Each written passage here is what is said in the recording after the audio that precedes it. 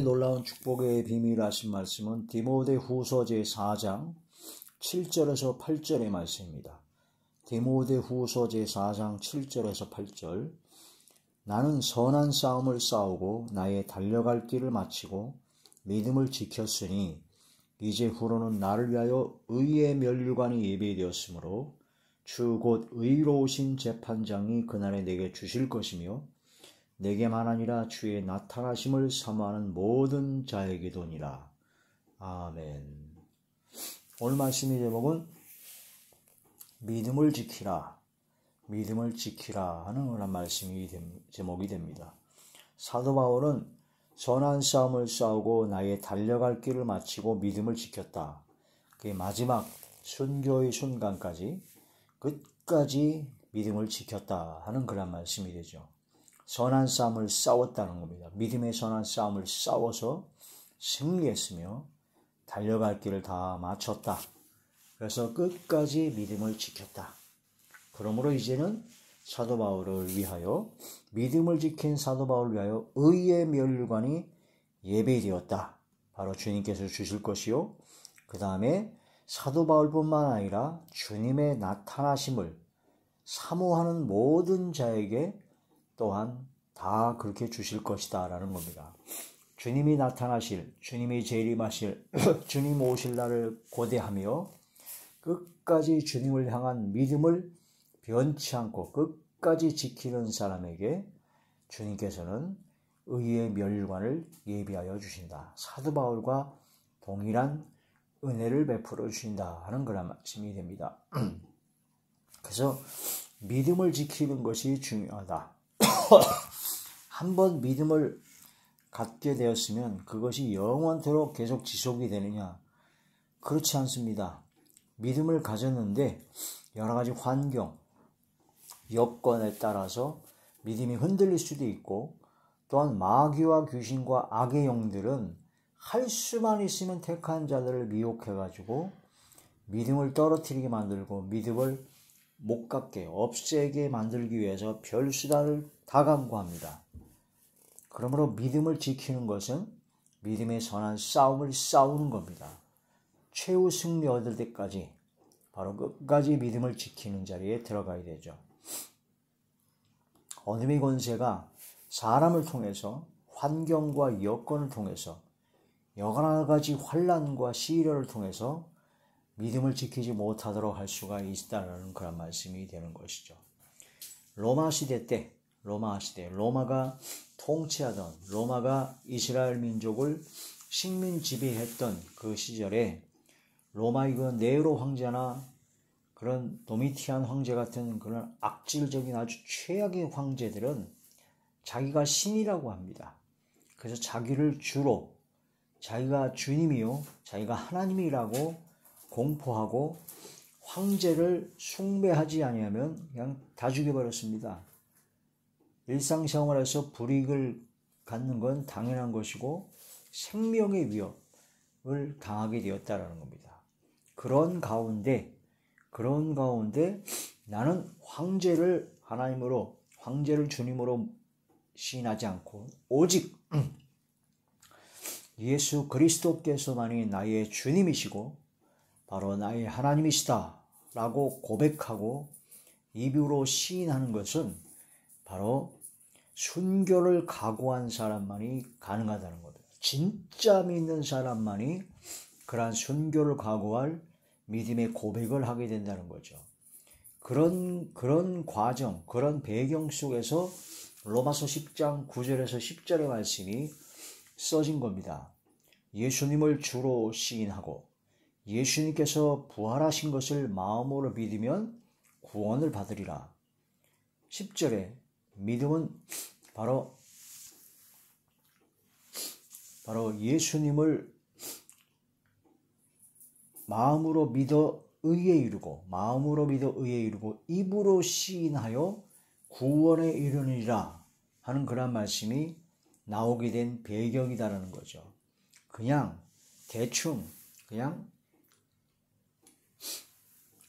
머릿속으로만 좀 생각이 되고 동의가 되어져 가지고 아 그렇구나, 그렇게 해가지고 난 믿습니다, 띵동하고 믿어져 가지고 믿는 그런 얄팍한 믿음으로 고백하는 것이 아닌 내가 지금 순교를 각오한 믿음, 내가 예수님을 나의 구주로 나의 주님으로 시인한다라고 하면 생명이 위험할 수도 있는 그런 순간에 진짜 마음으로 그게 믿어지기 때문에 입으로 시인하는 고백이 나온다는 거예요. 그게 구원받는 믿음이라는 겁니다. 지금 수많은 사람들이 예수님을 주여 주여 하고 소리로 높여 부르고 예수님을 믿는다고 합니다. 그러면서 자기는 구원받았다고 합니다. 나는 천국 갈 거라고 합니다. 나는 지옥에 갈래야 갈 수가 없다라고 합니다. 그런데 그 사람들이 진짜 과연 진짜 믿는 사람일까? 의심을 할 수밖에 없죠. 그리고 또한 만약에 아무리 우리가 철저한 믿음을 갖고 있다 할지라도 진짜 로마 시대 때와 같은 그런 아주 엄청난 박해와 환난과 핍박 속에서 진짜 예수님을 주님으로 시인할 수 있는가? 지금 현재 바로 이 순간에도 바로 우리나라하고 바로 붙어있는 북한, 저 북한의 성경책을 소지하기만 해도 극심한 고문과 홀로 아우지탄광이나 수용소로 빠지게 되고 결국 죽을 수밖에 없는 엄청난 박해와 핍박 가운데 있는 사람들이 지금 북한의 크리스천들입니다. 예전에 어떤 그 평양 시내인가요? 거기서 도로 공사를 하고 있었는데 불도저가 지나가고 있는데 땅이 갑자기 푹 꺼졌대요. 그래서 나중에 보니까 그 꺼진 땅굴 파놓고 거기서 여러 명이 모여서 예배를 드리고 있었다는 것이 발각이 되었다고 합니다. 그게 몇 년 전 얘기예요. 그런데 그런 발각된 그 사람들이 이제 공개적으로 처형을 당하는데 어린아이부터 시작해서 엄마와 아이들과 또 목사와 리더자죠. 그런 사람을 차례대로 다 죽이는데 성경책을 짓밟고 침을 뱉고 예수님을 욕하고 저주하면 살려주고 안 그러면 당장 총살이다. 그래가지고 한 사람 한 사람 다 죽였답니다. 근데 거기 리더자인 목사는 맨 나중에 이 사람은 제일 악질이다. 악질의 반동분자이기 때문에 그냥 죽여서는 안 된다. 그래서 묶어놓고 눕혀놓고 불도저로 발끝부터 밀었다고 합니다. 그때 그냥 극심한 고통 가운데 소리 지르고 하다가 발끝부터 무릎까지 불도저가 밀었을 때 어느 순간부터 갑자기 비명소리가 안 나오고 오히려 찬양 소리가 나왔다고요. 하나님께서 그 마음과 그런 부분을 어루만지셔서 고통이 없게 하신 것이죠. 그런 엄청난 아주 극심한 진짜 순교를 각오할 정도의 그런 상황에서도 진정 주님을 시인하고 주님을 믿고 나의 주님은 오직 예수 그리스도십니다 라고 고백할 수 있는 사람이 지금 과연 몇 명이나 되는가? 나는 자신할 수 있는가? 믿음을 지켰다라는 것이 얼마나 굉장히 엄중하고 얼마나 귀한 말씀인가를 깨달아야 됩니다. 한 번 구원은 영원한 구원이다. 한 번 구원받았을 때니까 어떤 경우에도 나는 구원을 잃지 않는다. 그래서 어떤 이상한 목사, 이상한 사람들은 나는 한 번 구원받았기 때문에 예수님께서 과거, 현재, 미래의 모든 죄를 다 짊어지시고 다 대속하셨기 때문에 나는 지금부터 예수님을 믿기 때문에 이제 구원받았기 때문에 나는 어떠한 죄를 져도 나는 지옥 안 간다. 그러니까 회개할 필요도 없다. 오히려 회개한다는 것은 그것을 믿지 않는다는 반증이기 때문에 구원 못 받은 거다라고 하는 구원파가 있죠. 그리고 유사 구원파들이 있어요. 한 번 구원은 영원한 구원이다 라고 하면서 얼마나 자기 자신을 합리화하고 아주 그런 자들이 얼마나 많은지를 모릅니다. 어떤 이상한 목사, 제정신이 아닌 목사는 예수님께서 십자가에 못 박혀 돌아가셨기 때문에 내가 너를 위해서 십자가를 지었지 않느냐. 그러니까 걱정하지 말아라. 너 죄를 짓는 거 괜찮으니까 내가 그래서 십자가를 졌지. 예수님께서 직접 말씀하셨대요. 이제 너는 죄를 담대히 져라. 걱정하지 말아라. 죄를 져라. 라고 예수님께서 그렇게 말씀을 하셨다고 하면서 거짓말하고 쌍욕하고 교만하고 온갖 악을 행하는 그 서거슴치 않는 그런 목사가 있고 그런 사람들이 또한 자기는 구원받았다고 하는 그런 착각 속에 망상 속에 빠지는 경우가 있다는 겁니다.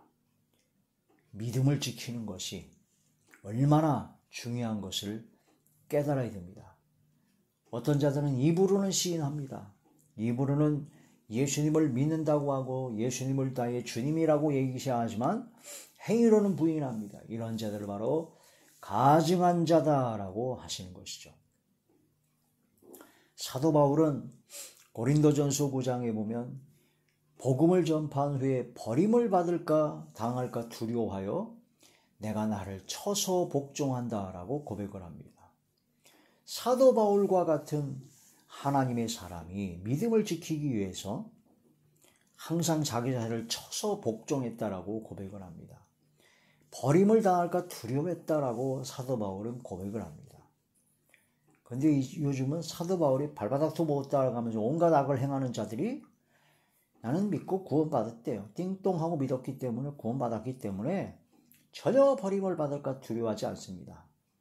한번 구원받은 건 영원한 구원이기 때문에 전혀 구원은 취소되지 않는다. 그러므로 나는 구원받았기 때문에 전혀 그럴 염려가 없다. 그러면서 세상 사람과 동일하게 어떤 경우는 세상 사람보다 더 악하게 행동을 서슴지 않고 하면서 자기는 지옥 안 가고 천국 간다고 자신하고 있는 사람들이 있다라는 거죠. 사도 바울 같은 분은 버림을 받아갈까 두려워하여 복종했다고 했는데 참 황당한 일들이 지금 수도 없이 펼쳐지고 있습니다. 이게 바로 구원파적인 교리와 유사 구원파들이 그런 악질적인 교리를 퍼뜨려서 그렇습니다.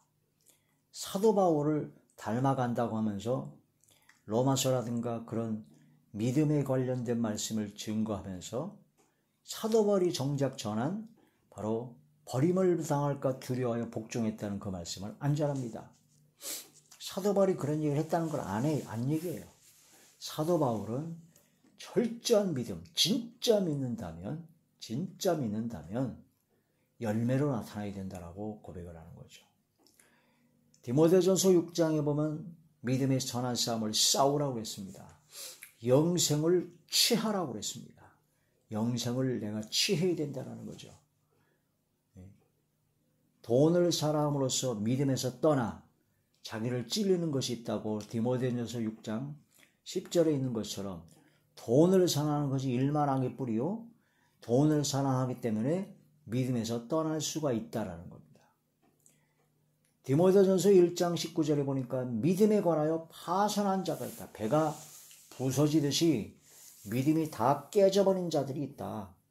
세상 바다를 구별된 배로서 건너가야 되는데 파손이 되니까 세상 바다에 빠져들게 되죠. 그래서 세성적이요, 정욕적이요, 마귀적으로 변한 자칭 믿는 자들이 있다. 믿음에 관하여 파선한 자가 되면 안 된다는 겁니다. 그런 파선한 자도 있을 수 있고 믿음에서 떠난 자들도 있을 수 있고 믿음을 지키지 못해서 믿음을 잃어버린 자들도 있을 수 있고 사도 바울처럼 버림을 당할 수도 있다는 겁니다. 영생을 취하라는 겁니다. 뺏기기 전에. 예수님을 주님으로 시인하고 부활을 마음으로 믿으면 구원을 얻고 그게 바로 마음으로 믿어 의에 이르고 입으로 시인하여 구원에 이른다는 로마서 10장 9절에서 10절의 말씀이 이루어져야 된다는 거죠. 순교를 각오하고 시인해야 된다는 겁니다. 마태복음 10장에 보면 주님을 부인하면 주님도 우리를 부인합니다. 주님을 시인하면 주님도 우리를 시인합니다. 주님을 부인해서는 안 됩니다. 주님을 시인해야 됩니다. 예수님은 나의 주님이십니다. 나의 하나님이십니다. 나의 구세주십니다. 라고 시인해야 됩니다. 데살로니가 후서 2장에 보면은 배교하는 자들이 나올 때 바로 마지막 때의 징조 중에 하나입니다. 배반하는 자입니다. 배반하는 자. 성경에 대표적으로 예수님을 배반했던 사람 두 사람이 있습니다. 아주 극명하게 완전 정반대로 갈라진 인물이 되면 첫째는 가룟 유다죠. 가룟 유다는 은 30에 예수님을 팔아먹었습니다. 그러고 나서 후회를 했어요. 아주 후회를 했죠. 그래가지고 은 30을 도로 갖다 주고 가룟 유다는 너무나 자책 가운데 결국은 자살해버렸습니다. 자살해버려서 죽었죠. 가룟 유다는 회개할 기회를 얻지 못했습니다. 자책을 하고 통곡하며 자책을 했지만 눈물을 흘리고 통곡하고 자책을 스스로 책망을 했지만 회개를 하지 못했습니다. 회개할 기회를 얻지 못한 겁니다. 배교자입니다. 가룟 유다처럼 되지 말라고 누가 장담할 수가 있겠습니까? 나는 절대로 그러지 않는다고요. 함부로 혼장담하면 안 됩니다. 선줄 생각하면 넘어질까 조심해야 됩니다. 돈을 사랑하기 때문에 믿으면서 떠난 자들이 있다라니까요. 지금도 예배드리고 하나님의 말씀에 순종하는 것보다 세상과 더불어 세상의 유익을 쫓아 약간의 돈의 유익을 쫓아서 쫓아가는 사람들이 얼마나 많은지 상상도 할 수 없이 많습니다. 가룟 유다는 회개할 기회를 얻지 못해서 결국은 멸망을 당했습니다. 우리도 똑같이 가룟 유다처럼 될 수도 있습니다. 그러나 하나님 앞에 회개할 기회를 얻느냐 못 얻느냐가 구원을 받느냐 구원을 받지 못하느냐의 차이입니다. 베드로는 예수님을 부인했습니다.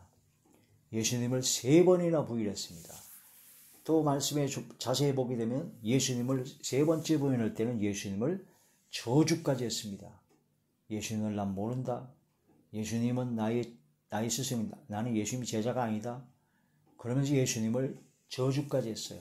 사도 베드로는. 그래서 그걸 사도 베드로는 그렇게 예수님을 완전히 배반했죠. 그러고 나서 새벽닭이 울었습니다. 네가 오늘 새벽닭이 울 때 네가 나를 3번 나를 부인하리라 하신 예수님의 말씀이 생각나서 통회하고 자복하고 회개했습니다. 사도 베드로는 회개할 기회를 얻은 겁니다. 말씀이 생각나서 주님께서 주시는 말씀이 생각나서 가룟 유다는 주님께서 말씀을 주시지도 않았고 네가 하고 싶은 대로 네 할 일을 해라 라고 하셨기 때문에 회개할 기회를 얻지 못했어요.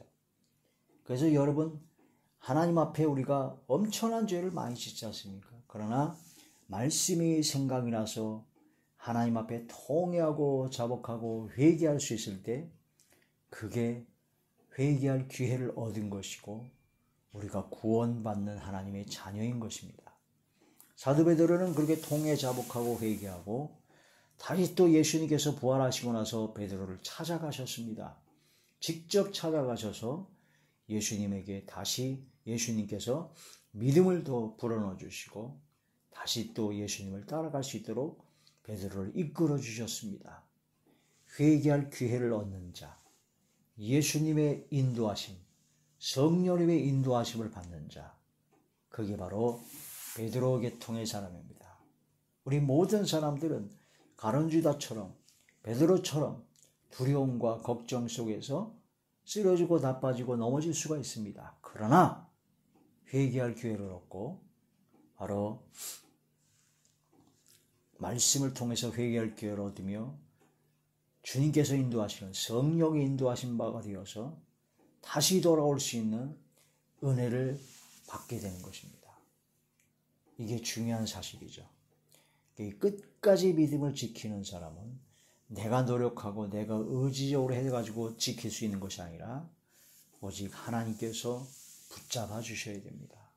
주님께서 붙잡아 주셔야 됩니다. 그러므로 지금 선줄 생각하면 넘어질까 조심하라는 것처럼 사도 바울의 신앙 고백처럼 내가 복음을 전파한 후에 버림을 받을까 두려워하여 항상 나를 쳐서 복종한 것처럼 항상 주님께 나의 연약함과 부족함을 솔직하게 고백하고 주님의 도우심을 구하고 성령의 인도하심을 바라고 주의 말씀을 묵상하고 지금 은혜 시대 때 성령 시대 때 은혜 충만 성령 충만을 받고 항상 예비된 성령과 능력을 기름 부듯 받는 그런 사람이 되어야 이 마지막 때 어떤 상황 어떤 조건 속에서도 주님을 부인하지 않고 주님을 시인하며 주님을 기쁘시게 하는 구원의 자리 하나님의 자녀로서의 삶을 살아갈 수가 있는 겁니다.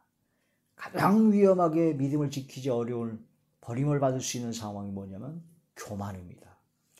교만은 6가지가 있습니다. 교만, 오만, 거만, 자만, 자고, 자긍입니다.